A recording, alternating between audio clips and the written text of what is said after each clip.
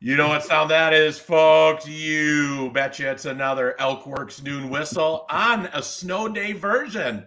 My name's Chris Trottier. And I'm John Anzalone, and we're here with our esteemed guest, Richard VanScotter. Richard, thanks for... Third time, John. It Third is time. Richard's third time. You're a regular. Good morning, gentlemen. Good to see you. Good morning. Hey, we're going to talk about Richard, the author, today, and Thin Clads, right? Fine with me. All right. And thanks for sending me the signed copy. Woo! Treasure that, John. Yeah. I do believe we have some acknowledgments, though, don't we? A little bit. We want to talk a little bit about your brother, Roger. Yes. Well, some of you know Roger passed away yesterday morning early. He lived in California, Laguna Beach, and he'd been suffering for a while, and had a fall before Christmas, and broke 7 or 8 ribs, and sustained internal injuries. Was in intensive care for a couple weeks. Came home, was in good spirits. I talked to him maybe 10 days ago.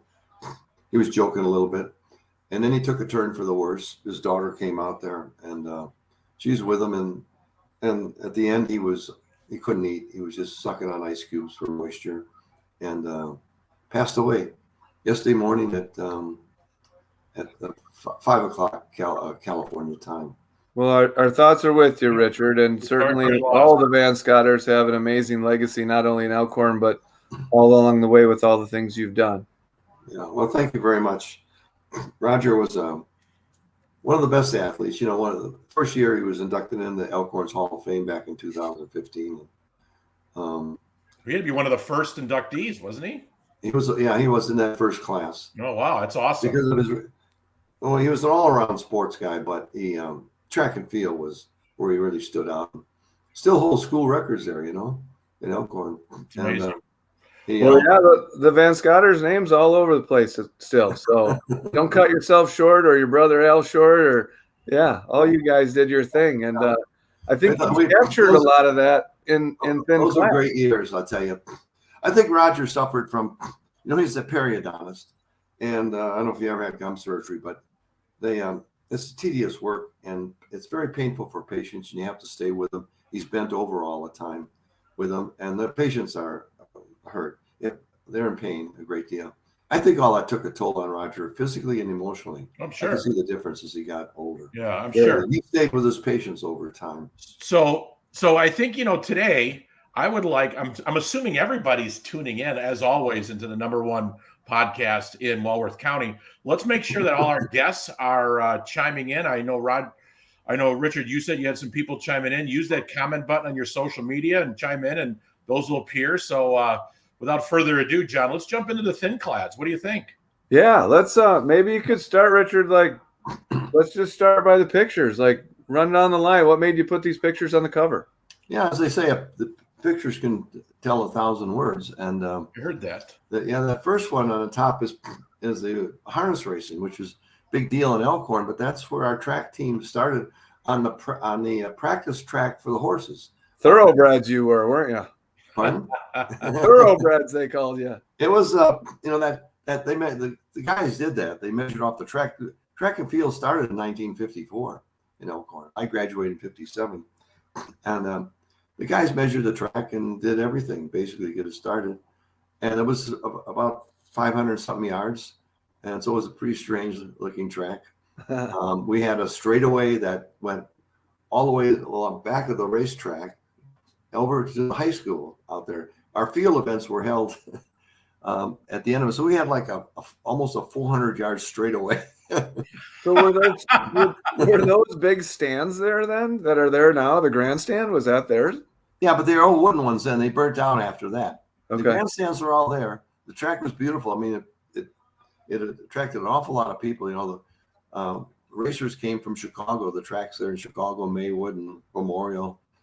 And the other track there, and so it was a big deal, and we would have our field events at the end of the track. Now, there was where I lived on Washington Street, North Washington, the first block, but right on the corner there was a farrier, horseshoer, Lloyd Arp. That's where the library is now. The library wasn't there. That library had been expanded, but he was a horseshoer. We used to go over there and watch him make horseshoes, pound them out, and on the hot coals and so forth. And that was a big business because there are a lot of horses. So did the VanScotters rule Washington Street then? Was that? I'm surprised they didn't rename it. They should. They can still do it, Yeah, that 100 block there, and the downtown, the taverns down there had a lot of harness racing stuff hanging in there. So it was as you well know, it was a major industry in Elkhorn in a sense with it, and that's how our track team got started. So who are the guys on the front from the left to the right is Bill Reese, and I think Bill's tuned in today. Bill hope he is. Let's get him to chime in via his social media account. So we got Bill Reese. I'm the second one, and then Bill Ward, who I dedicated the book to, and then Roger's the third one. Ward was the only senior on the team. Reese and I were juniors, and Roger was a sophomore on that team. We didn't know what was going to happen. We really hadn't run any big meets until we ran the conference meet, and Wilmot had a really good team. They were Class C. Then they were a smaller school, under 300 students. They were really good, and we beat them in our the only relay race was the 4x220 sprint relay at that time. I mean, the longest race that we had was in the state was a mile. There's no 2 miles then, or 5K and so forth. And so we didn't know where we really were till we beat Wilmot in the conference meet. They had a terrific team, great year for them. And then so we went to Richard, and we pardon. Oh, so if we think Bill Reese is on here, if we had you and Bill Reese on at the same time and asked who was faster, how would that go? How would that go? That's an interesting story. If you notice that Bill runs the first leg and I'm the second leg. And the reason was our first track meet we had that junior year, Bill nipped me at the tape. And so our coach, Gordy Henham, said, okay, Bill, you run first in the relay and Richard runs second. That's how we decided it. But that's the only race that Bill beat me in. He was close. We was always just half a stride behind me, maybe a little bit more in the 220, but we were always close together. All right. All right. He was a tougher football. If Bill's on, we need confirmation from Bill. We need Bill's story. Yeah. And Bill Ward, the last guy, Bill died a few years ago, back in 2003 of stomach cancer.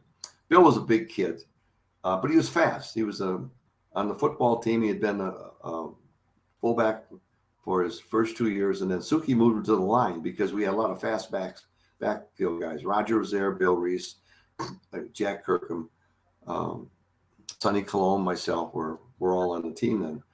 And so Bill moved to the line. He didn't like that, but he was a very good lineman, a very good football player. And I dedicated the book to Bill. Okay. Because he had great memories of Elkhorn. I mean, when his wife, I wrote a story in 2006, was 50 years after the first time we went to the state track meet. And the Elkhorn Independent published this story. Bill's wife read it and she said, I can't believe this. This reminds me of the movie Hoosiers. Remember that basketball movie? Yeah. Oh yeah. So that got me thinking, and I wrote so I got to write a little longer story now. And it turned into the book, Thin Class, that I published in 2010. So you have a chapter in here that says no ordinary town. What's no ordinary town? Why is Elkhorn no ordinary town? Well, it's special in its devotion to music, to horse racing, to the people, athletes and others that came out of that town, students and otherwise. I'd have to pick up the chapter and reread it again to see exactly what I said, but I use that as a starting point to take off to describe a little bit more about what it was like growing up in Elkhorn. Yeah, I mean, it's amazing, the pictures you have in here and everything from the band shell to the track to Edmund Stevenson to downtown to football, baseball, track. Yeah, I mean, it's really interesting how you kind of covered so many things from Elkhorn. And if someone wanted to get a book, how do they get a book? Where can they order one? You can order it online. Okay. And they have some. I left a couple books down at the county information center downtown. The Historical Society. There's a couple books there. The library has copies. Okay. And but Amazon they have to get it to. They have to order it online to the publisher. I have maybe a couple copies left at my house. Yeah. Is it on Amazon by chance or no? I think so. I thought so too. I haven't looked lately, but okay, it probably is. It's around. They can also get it from the library. I have a question, and maybe we've answered this. I don't recall. How did you come up with the title Thin Clads? Thin Clads is the name of what track runners wore. They wore thin uniforms. Now it's an old-fashioned name that is hung around, but if you look at our uniforms, that picture on the cover, we wore old basketball uniforms, and they were different. Reese and Ward have uniforms that were in the late basketball uniforms from the late 40s, and Roger and I are wearing them from the early 50s. They're different uniforms. They weren't anything but thin clads. They were kind of heavy, and our shorts were gym shorts, so the standard purple gym shorts. That look at that. Yeah, that's a good picture of Roger. It was carried over all the way to the 80s. Yeah. And so the next, those are white. Then the next year, they dug in and they found some old junior high uniforms that we used to use in Pioneers, YMCA, and they had Elkhorn across the front, and they were purple, but they were still basketball uniforms. We had little numbers on the back, but they looked like track uniforms. You can maybe see up. If you look at the picture of our team back there in the purple ones. Then the next year, 58, when Roger was a senior, they were gold. They were the basketball uniforms from the early 50s. They changed the colors, but they were still just basketball uniforms that we wear. So after they won the state championship, Class B in 58. So finally, the principal and the athletic director, which is Suki, said, gee, we ought to get these guys track uniforms at least. So that's when the first uniforms came in, was after the 1958 season. So these were basketball uniforms, correct? Those are basketball uniforms. Okay. Yeah. Baseball uniforms look good. Handsome baseball uniform. Ooh, that's a baseball. Oh, we got those. I think the school got those at a fire sale because they weren't even purple and gold. They were red. You borrowed them from Will. They didn't have numbers on the back, but those were our baseball uniforms. Were they wool? Were they still the wool ones? They were wool. You know, look at that picture again. Don't I look like Joe DiMaggio or something? You do. They have little baggy pictures there. The Elkhorn Clipper. Yeah, those are our baseball uniforms. Okay. We didn't have much better in football. Basketball were kind of nice, but I guess those are fewer players and less expensive or something. So John, believe it or not, we're starting to get to this threshold of almost 15 minutes. We do have I appreciate our fellow Rotarian, John Henderson, with some comments. And for all of you who are listening, there are Thin Clad books in the chamber office per John Henderson. So thank you for bringing that to our attention, John. And anything else with the book, John, that you want to cover with Richard? Anything you want to quick explain or talk about? We got like a minute, 2 minutes, maybe. Well, the third picture has to do with the Elkhorn's a music town, and that even goes back before Holton's came to town.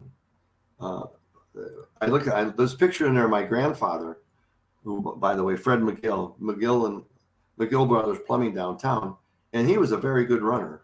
But in the day before horse races, before fire trucks, he was a champion hose runner, and he was at the World's Fair in St. Louis and finished third place nationally. And I think Roger and I got our speed from my grandfather, but also from my dad. Roger is a splitting image of my father, but Dad never got to high school. He had to go to work when he was younger, and he probably would have been a good track man as well. Then I had an uncle who was a high jumper, had set the high jump record at Beloit College. That's the reason I went to Beloit, because my uncle, Gary McGill. So we had some trackmen in the family. Yeah. That's good. All right, John, how do you want to end this session of the Noon Whistle here on this snowy day? It's what are your thoughts? Yeah, well, let's have a little John. fun with telling people you're from Elkhorn without saying Elkhorn. And so I would lead it off, and I'd go back to Kunkel's Pharmacy. Kunkel's Pharmacy, which was right by Washington Street on the corner of Court and Wisconsin. So that's how someone would know I'm from Elkhorn. Richard, how would you, 2 words or less? Small town boy, the author of my brother Don's book. All right. You carry that with you. You're always a small town boy. You never forget that heritage that you have. All right, Chris. I'm going to say, and I get feedback, and I hear this often in our region and around southeast Wisconsin. One herd. Hashtag one herd. All right. It would either be that or John Handel. One of the two. I'd go with the first one. Okay. All right. Sounds good. Well, Richard, we appreciate you coming on. And again, the Elkhorn community is sorry for your loss.